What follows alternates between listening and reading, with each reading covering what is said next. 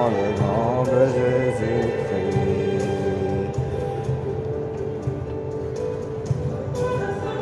Ton amour, ennemi comme sous ses pieds, avec ta exilé. Si nous marchons unis à ses côtés, toi est notre bouclier, et sa parole est notre épée, tes armes sont nommées, pour tenir ferme et pour tout surmonter. Annonçons le roi, alléluia, nous proclamons son nom sur ce pays, célébrons sa gloire, nous font sa victoire, et nous vivons les dons de son esprit.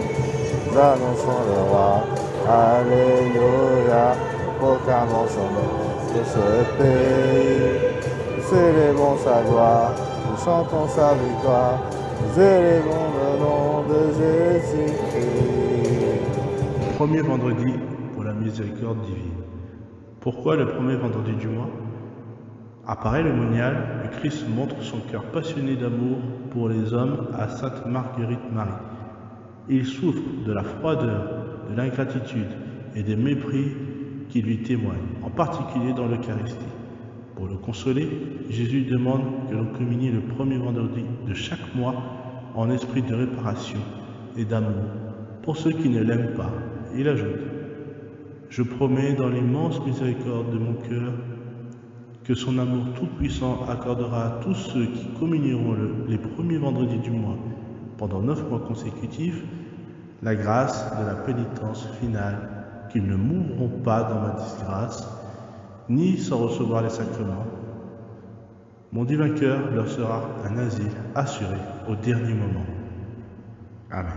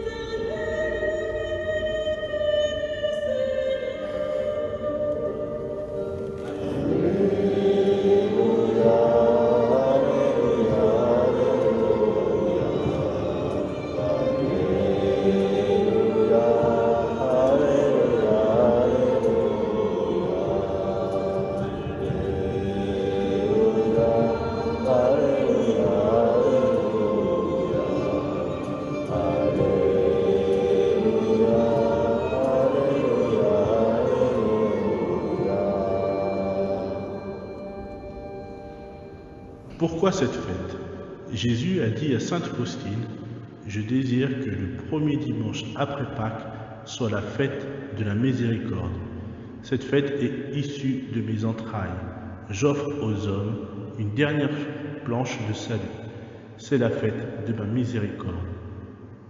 En ce jour, les entrailles de ma miséricorde sont ouvertes. Je déverse tout un océan de grâce sur les âmes qui s'approcheront de la source de ma miséricorde. Toute âme qui se confessera et communiera recevra le pardon complet de ses fautes et la remise de leur punition. En ce jour sont ouvertes toutes les sources divines par lesquelles s'écoulent les grâces.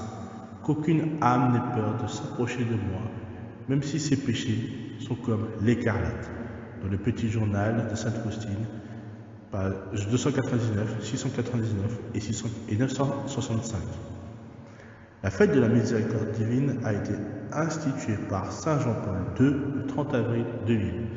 Il est décédé 5 ans plus tard, le jour de la fête de la miséricorde divine.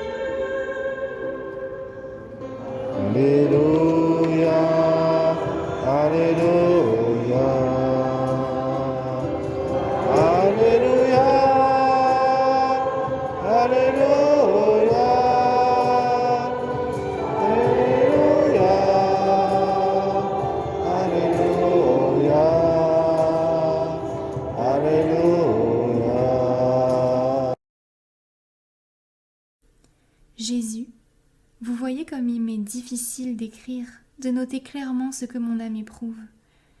Ô mon Dieu, la plume peut-elle matérialiser ce qui parfois n'a pas de mots ? Mais vous m'ordonnez d'écrire, ô mon Dieu, et cela me suffit. Varsovie, le 1er août 1925. L'entrée au couvent. Dès l'âge de 7 ans, je perçus l'appel définitif du Seigneur, la grâce de la vocation à la vie religieuse.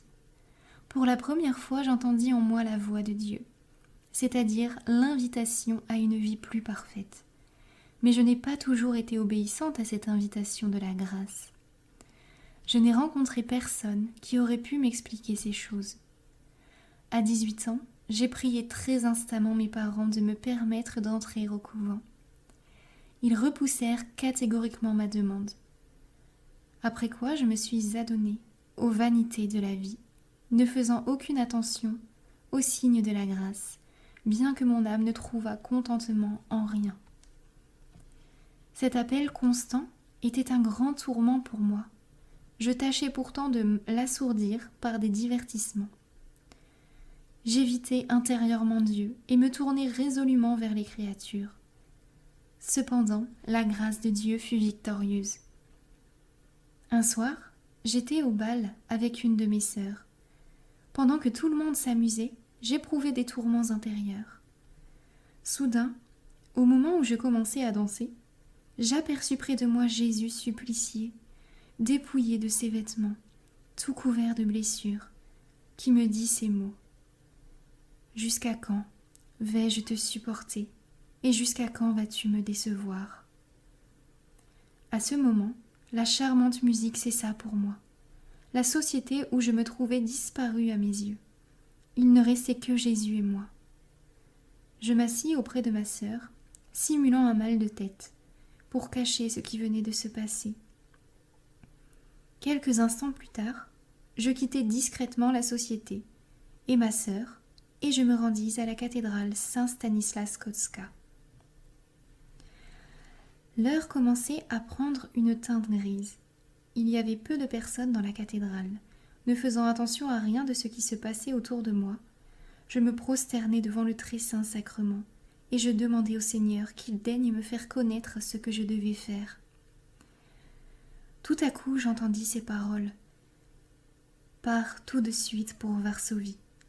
Là, tu entreras au couvent. » Me redressant, après cette prière, je rentrai à la maison où je rangeais mes affaires.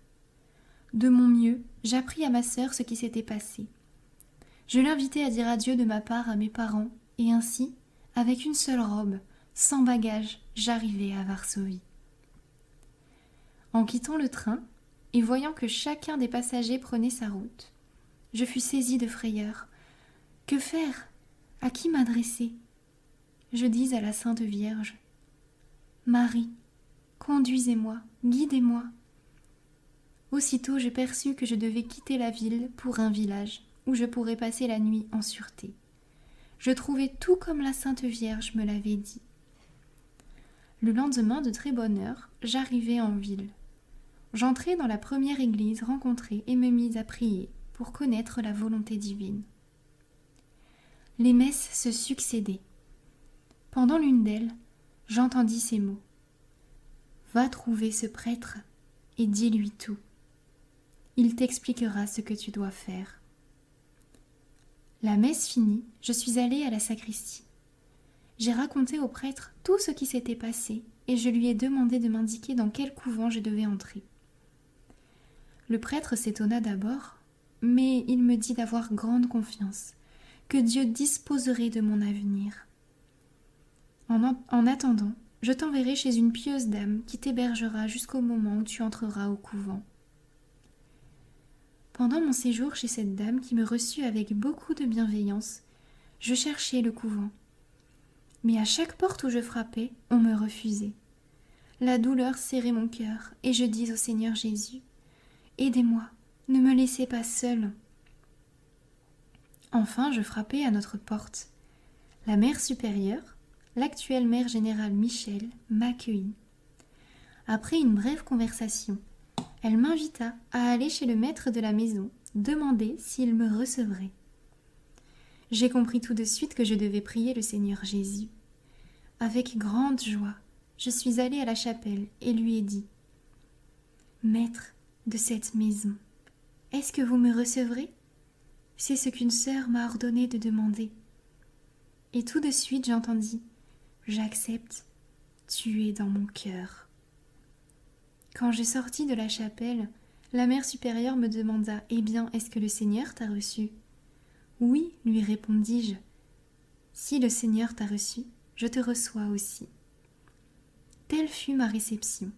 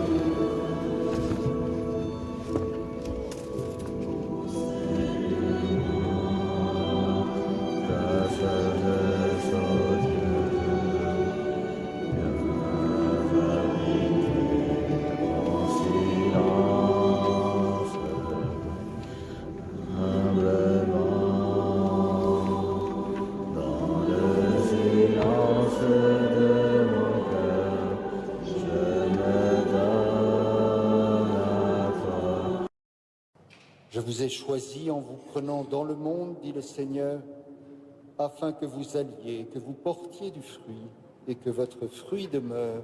Alléluia.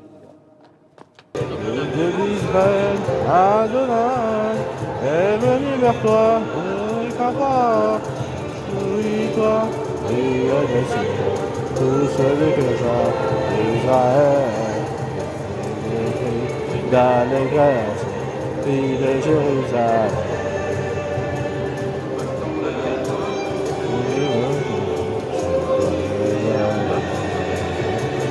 Et nous te dirons, Sion, Sion, relève les bras, voici le bras, fille de Sion, tous ceux qui rejoignent Israël, d'allégresse, fille de Jérusalem. Et comme milieu de toi, comme un héros qui sauve, il te sauvera, il te régira, il fera de toi sa grandeur, fille de Sion, tous ceux de Israël, d'allégresse, fille de Jérusalem.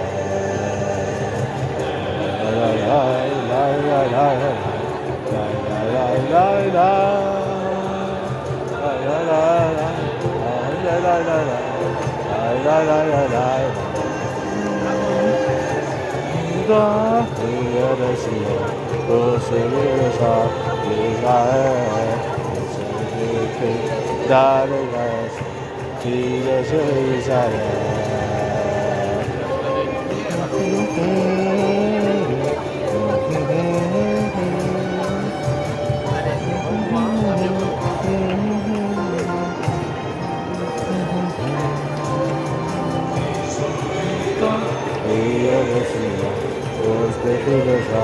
Israël, d'allégresse, fille de Jérusalem.